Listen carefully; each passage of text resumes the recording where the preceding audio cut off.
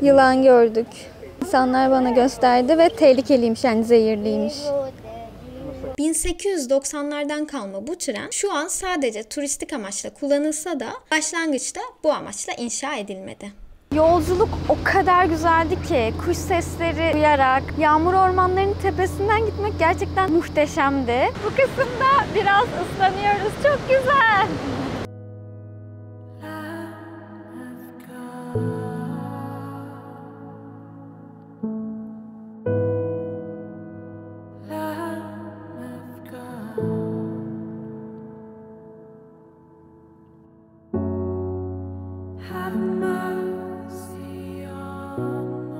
Hepinize Avustralya'nın kuzeyi Cairns'ten günaydınlar. Şimdi bugün yağmur ormanlarına gidiyoruz. Öncelikle teleferikle yağmur ormanlarının tepesinden geçeceğiz. Ardından 1890'lardan kalma bir trenle de yağmur ormanlarının içinden geçeceğiz. O zaman hazırsanız maceraya başlayalım.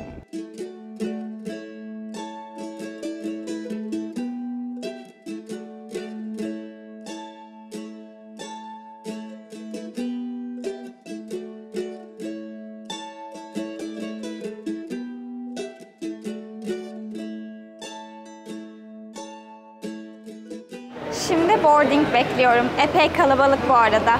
İnşallah tekli kabine binerim diye düşünüyordum ama bu kalabalığı görünce büyük ihtimalle kabini birkaç kişiyle paylaşacağım. Olsun.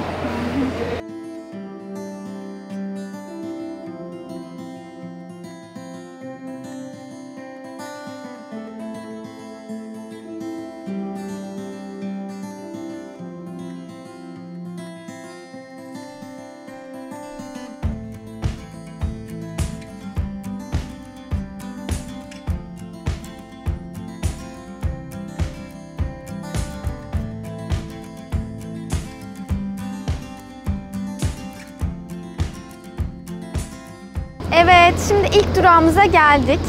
Yolculuk o kadar güzeldi ki kuş sesleri duyarak böyle yağmur ormanlarının tepesinden gitmek gerçekten muhteşemdi. Şimdi burada küçük bir yürüyüş yapacağız yağmur ormanlarının arasında ve burası da çok güzel. Hemen size göstereyim. Şöyle bir yoldan yürüyoruz. Muazzam ya, of!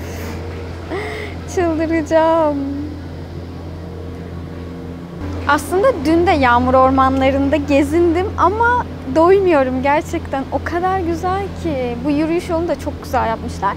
Bir de şöyle ağaçlarla ilgili bilgi veren tabelalar yerleştirmişler.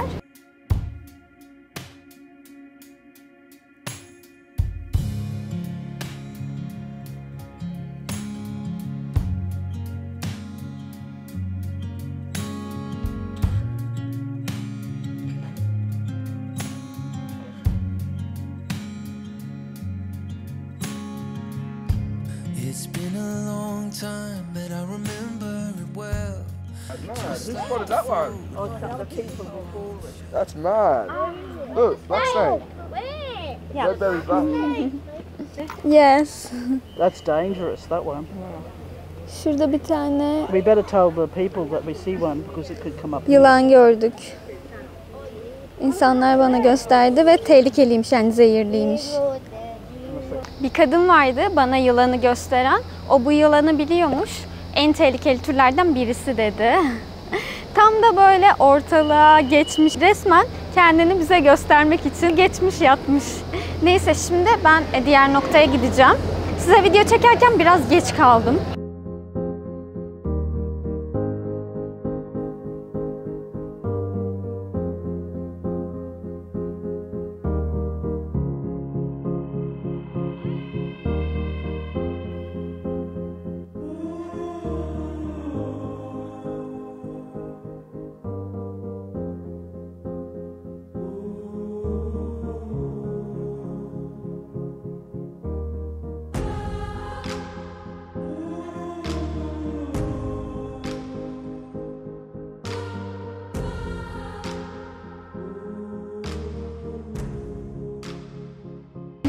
Muhteşem bir yolculuk sonrası başka bir noktaya geldik. Burada da şelale var ve teleferikle yukarıdan gözüküyor. Efsane ya. Gerçekten bence böyle bazı manzaraları yukarıdan görmek çok etkileyici oluyor. O yüzden drone'u da çok seviyorum. Şimdi size bu muhteşem şelaleyi göstereyim.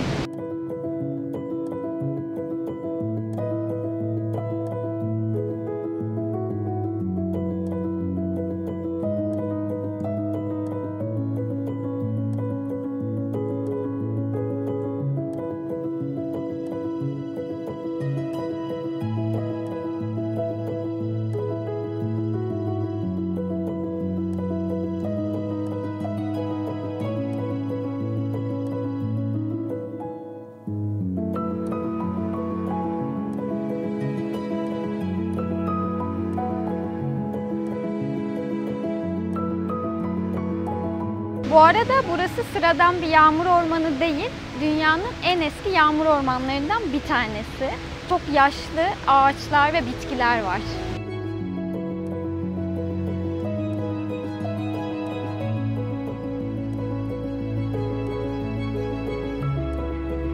Bu kısımda biraz ıslanıyoruz, çok güzel.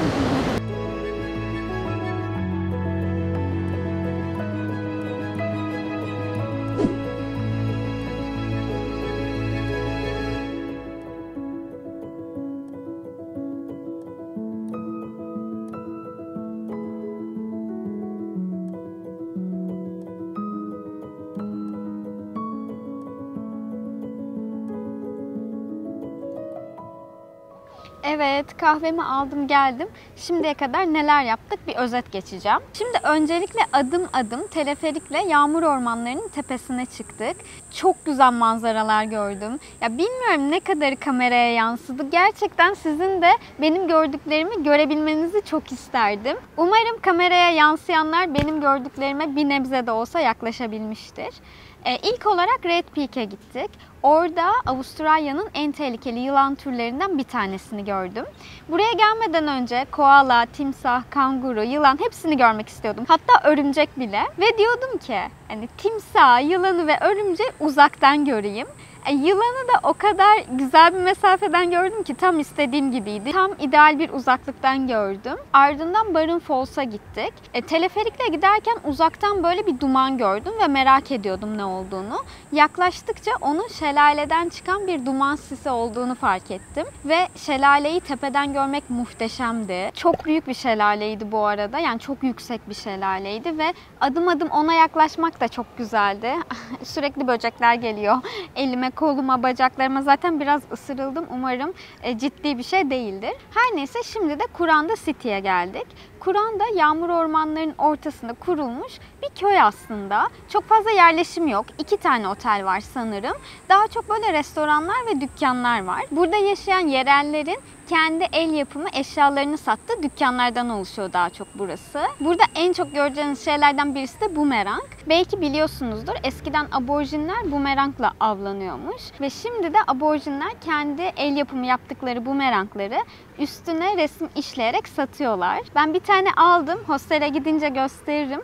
Çok güzel benimkisi de. Zaten çok güzel şeyler var. Çaldıkları aletleri yapıyorlar, satıyorlar. Onun dışında böyle işte hediyelik eşyalar var. Binlerce şey var. Hepsini almak istedim gerçekten. Neyse ben biraz şehri dolaştım. Kendime bir kahve aldım. Bir kahve içtim. Ve birazdan 1890'lardan kalma bir trenle şehre döneceğiz. Bu geldiğimiz rota ve şu an trenle geçeceğimiz rota sadece güzel manzaralara kurulmuş bir rota değil. Buranın aborjinlerin inandığı düş zamanında bir hikayesi var. Bu rotayı daha iyi anlamanız için size bu mitolojik hikayeden bahsetmek istiyorum.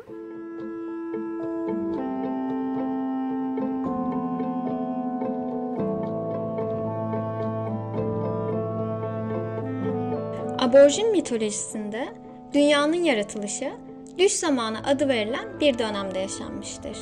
Düş zamanında ata ruhlar yeryüzünde dolaşarak yeryüzünü oluşturmuştur.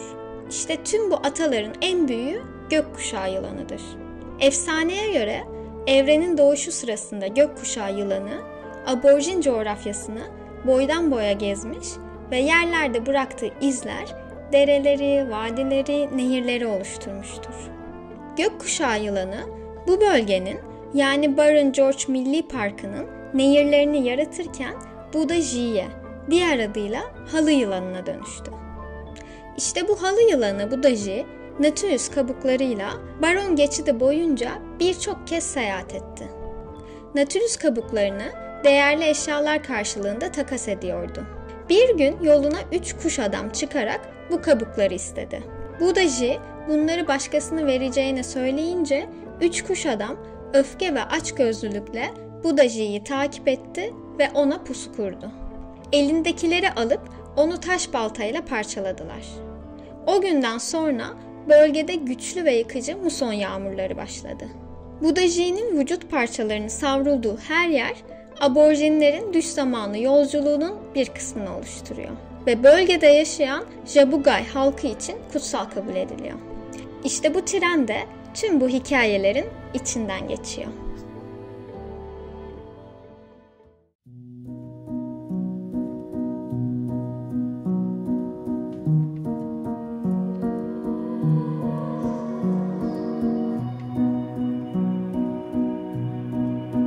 Biraz Kuranda köyünde vakit geçirip dinlendikten sonra Kuranda istasyonuna doğru yola koyuldum. Beni adeta zaman yolculuğuna çıkaran bir manzara karşıladı. 1890'lardan kalma bu tren şu an sadece turistik amaçla kullanılsa da başlangıçta bu amaçla inşa edilmedi. 1873'te altın çağı yaşanırken altın madenciliği Queensland'de de yankılandı. Ancak kıyıdan altın yataklarına tedarik oldukça zordu. Üstelik o dönemlerde etkili olan muson yağmurları yüzünden bölgedeki halkın bir süre yiyeceğe erişimi olmadı. İşte tüm bu sebeplerden bölgede bir demir yolunun gerekli olduğu düşünüldü ve 1886 yılında inşasına başlandı. Tabii inşaat süreci geçilmez bataklıklar, sarp kayalıklar, derin vadiler ve hatta ölümcül hastalıklar nedeniyle epey zorlu oldu ve onlarca insan hayatını kaybetti. Dönemin mühendislik harikası sayılan bu demiryolu 1891'de açıldı. Şimdilerde ise sadece turistik amaçla kullanılıyor. İçi de istasyonda eskisi gibi restore edilmiş. Birçok manzara noktasında duruyor, bazı yerlerde oranın tadını çıkartalım diye yavaş gidiyor ve tarihi anlatılıyor.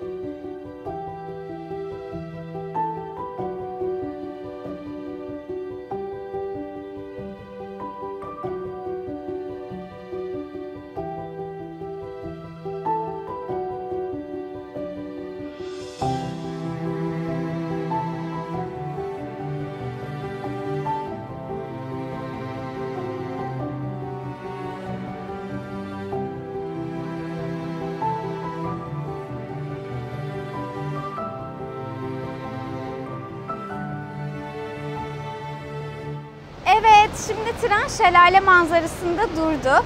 Bugün gerçekten yağmur ormanlarının altından girdik, üstünden çıktık. Teleferikle gelirken sağ açıdan görmüştük şelaleyi. Şimdi de şelaleyi soldan izliyoruz. Bu arada yolculuk o kadar güzel gidiyor ki iyi ki almışım ya. O kadar mutluyum ki. Gerçekten her şey çok güzel.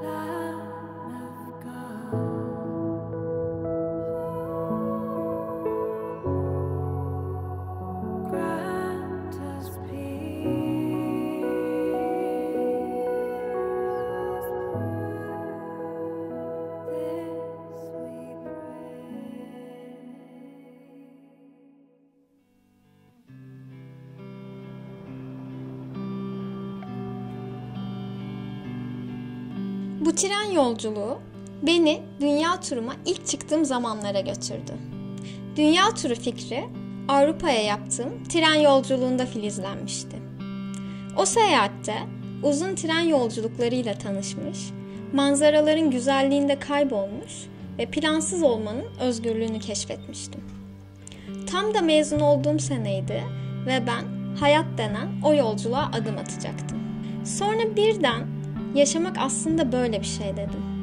İşte o duygu içimde bir çığ gibi büyüdü.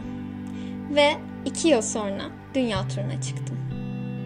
Şimdi bu yolculuğun 8. yılındayım. Hala gidilecek yollarımın olduğunu düşünüyorum. Aynı Pavese'nin dediği gibi yaşanacak bir yaşam var. Binilecek bisikletler, yürünecek yaya kaldırımları ve tadına varılacak gün batımları var. You are my comforter. I wish I'd known that earlier. But now I do. I'll do this with you. 'Cause God, you are my comforter.